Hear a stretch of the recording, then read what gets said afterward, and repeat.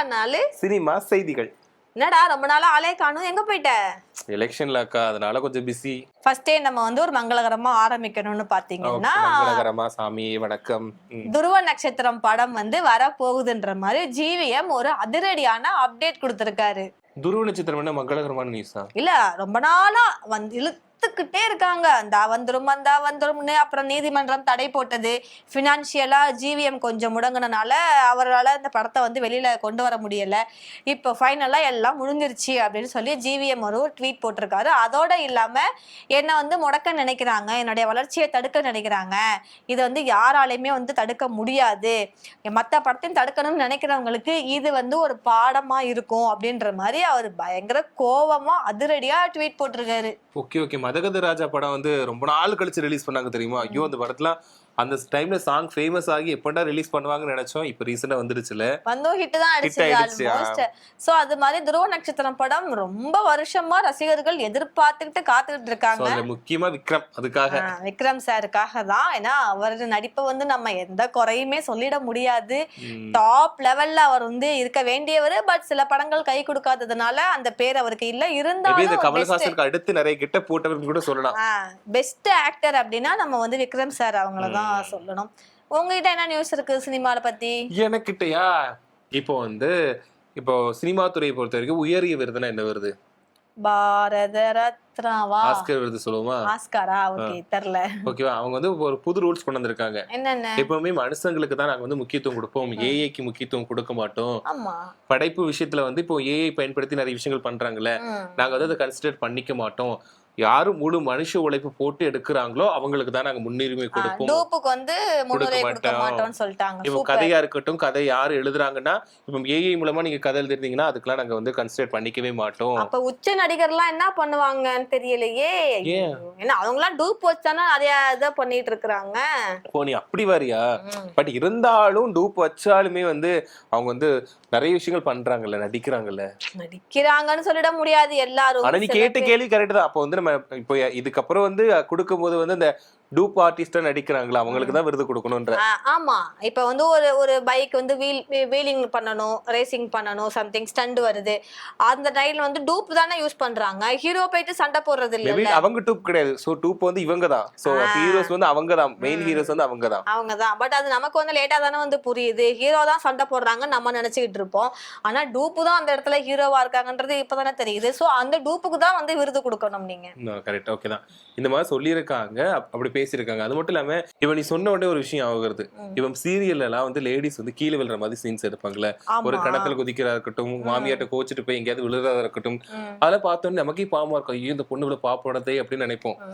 ஆனா நான் ஒரு வீடியோ பாக்குறப்பதான் தெரிஞ்சது அவங்க விழ மாட்டாங்க, அதுக்கும் ஒரு பையன் தான் லேடி கிட்ட போயிட்டு விழுறாங்க. ஓ, பையனே வந்து அந்த மாதிரி மாத்தி கிட்ட போட்டு கீழ விழ வைக்கிறாங்களா? சோ இதுல கூட அவங்க டூப் வச்சு ஏமாத்துறாங்க நம்மள.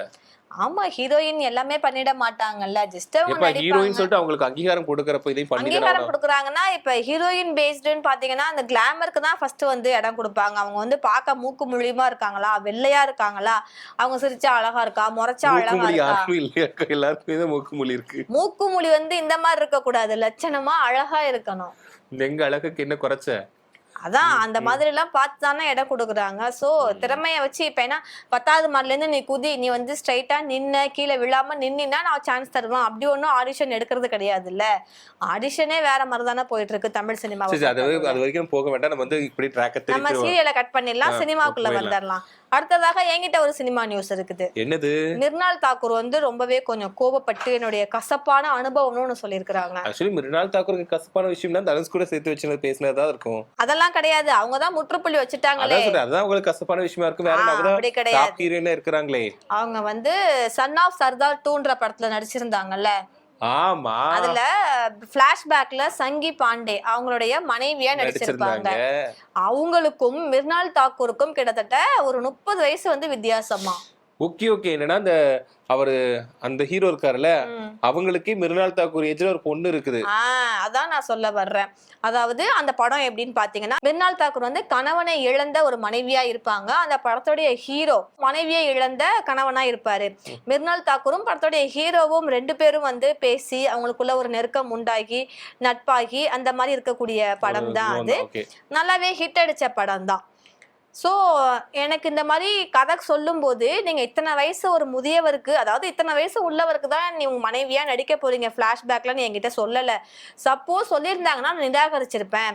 நம்ம ஒத்துக்கிட்டோமே. ஒரு டாப் ஹீரோ தானே, டாப் ஹீரோவா இருந்தாலும் ஏஜ் டிஃபரன்ஸ் இருக்குன்னு இவங்க ஃபீல் பண்றாங்க. ஓ இப்போ அப்படி பார்த்தா நம்ம சூப்பர் ஸ்டார் ரஜினிகாந்த் கூட எல்லாம் நடிக்கிறதுக்கு அத்தனை பேர் போட்டி போடுறாங்க. த்ரிஷா மேடம்லாம் வந்து ரொம்பவே வந்து ஈகரா வெயிட் பண்ணாங்க. நான் எப்போ வந்து சூப்பர் ஸ்டார் கூட நடிப்பேன் அப்படின்ற மாதிரிலாம் 2010க்கு முன்னாடிலாம் வந்து ரொம்பவே வெயிட் பண்ணாங்க. இன்ன வரைக்குமே வெயிட் பண்ணிட்டு வரக்கூடிய இப்போ புதுசா யாராவது சினிமாக்குள்ள வந்தா கூட யார் கூட நடிக்கணும்னு கேட்டா சூப்பர் ஸ்டார் கூட தான் நடிக்கணும்னு சொல்றாங்க, இல்ல கமல் சார் கூட நடிக்கணும்னு சொல்றாங்க. ஆனா அவங்களுக்கு அப்படி தெரிஞ்சு போல. என்கிட்ட வந்து பிஃபோரா சொல்லல, மார்க்கெட் கொஞ்சம் ஏறிடுச்சுல, அதனால கொஞ்சம் நம்ம இமேஜ் என்ன ஆகுதுன்னு நினைச்சிருப்பாங்களோ என்னவோ. இருக்கலாம். இந்த மாதிரி ஃபர்ஸ்டே சொல்லியிருந்தா நான் சைன் பண்ணியிருக்கவே மாட்டேன். நான் சைன் பண்ணிட்டேன்ற ஒரே காரணத்தினால நமக்குன்னு ஒரு எத்திக்ஸ் இருக்குது, தொழில் தர்மம் இருக்கு, நம்ம சைன் பண்ணிட்டோம், பாதி படம் முடிஞ்சிருச்சு, நம்ம இதுலேருந்து வெளியில வரக்கூடாதுன்றதுக்காக நடிச்சு கொடுத்து முடிச்சேன். ஆனா இது வந்து எனக்கு ஒரு கசப்பான அனுபவமா தான் நான் வந்து ஃபீல் பண்றேன். இதுக்கப்புறம் வந்து டைரக்டரா இருக்கிறவங்க இந்த தப்பை வந்து பண்ணிடாதீங்க. யாரு கூட நீங்க பேர் போட போறீங்க, பிளாஷ்பேக்லயோ இல்ல இப்ப கரண்ட்லயோ. ஓகே, மிருனால் தாக்கூருக்கு ஒரு 10 வயசு கம்மியான பையன் கூட வந்து ஜோடியா போட்டா கரெக்டா இருக்கும்னு அவங்க நினைக்கிறாங்க போல. ஆனா சீதாராமம்ல அவங்க பெர்ஃபார்மன்ஸ் நம்ம வந்து பாத்துறோம். ஓகே, நல்லா இருக்கு. பட் அவங்களோட ஆக்டிங் குறை சொல்ல முடியாது, அவங்களுக்கு ஃபேன் பேசிஸ் வந்து அதிகமா இருக்காங்க. பட் இந்த விஷயத்துல எனக்கு கொஞ்சம் ஏத்துக்க முடியல. ஓகே டன், இதெல்லாம் ஒரு காரணமா சொல்றது. அவங்க அப்படி ஃபீல் பண்றாங்க. ஏன்னா சினி ஃபீல்ட்ல பொறுத்தளவு நடிக்கணும், நடிப்பு தான் வேல்யூ. பட் அதுக்கு வந்து வயசானவங்க அதெல்லாம் நடிப்பாவே இருந்தாலும் என்ன வந்து அவ்வளோ வயசானவங்களோட எல்லாம் போடாதீங்க அப்படின்ற மாதிரி அவங்க ஃபீல் பண்ணி அது கசப்பான அனுபவம் அப்படின்னு பகிர்ந்திருக்காங்க. Okay okay. அடுத்து த்ரிஷா. நான் எப்பவுமே த்ரிஷா பத்தி பேசாம இருக்கவே மாட்டேன். ஏன்னா த்ரிஷாக்கா பத்தி தான் நிறைய நியூஸ் வந்துகிட்டே இருக்குது. ஏன்னா இவங்க யாரு ஃபேன்னு ஃபர்ஸ்டே உங்களுக்கு தெரிஞ்சிடுச்சு. சொல்லுங்க. Okay okay. யார் ஃபேன்? யாருக்கும் நான் விசிறிலாம் இல்லப்பா, எனக்கு நானே விசிறி. சரி போலாம். அக்கா பத்தி சொல்லணும்னா அக்கா வந்து யாரெல்லாம் போட்டியை நினைச்சிருப்பாங்கன்னு நினைக்கிறீங்க? மேபி அவங்க டைம்ல இருந்த ஜோ மேம். அவங்க ஜோ கிட்ட எல்லாம் அவ்வளவா வம்பு வச்சுக்கல. நயன்தாரா மேல வந்து இருந்தாங்க. அப்புறம் அசினா ஓகே, அந்த டைம்ல ஸ்ரேயா அவங்கலாம் இருந்தாங்க. அப்ப வந்து இவங்களுக்குள்ள தான் ஒரு போட்டி இருக்கு அப்படின்ற மாதிரி வந்துச்சு, நிறைய வதந்திகள் வந்துச்சு. அசின், த்ரிஷா நயன்தாரா, த்ரிஷா அசின் இவங்களுக்குள்ளதான். த்ரிஷா நயன்தாரா நம்ம வந்து கேள்விப்பட்டிருப்போம், த்ரிஷாலனா நயன்தாரான்னு போயிட்டே இருக்கும்ன்ற மாதிரி டயலாக் வந்திருக்கும். அசின் மேம் குறுக்க வர்றாங்க.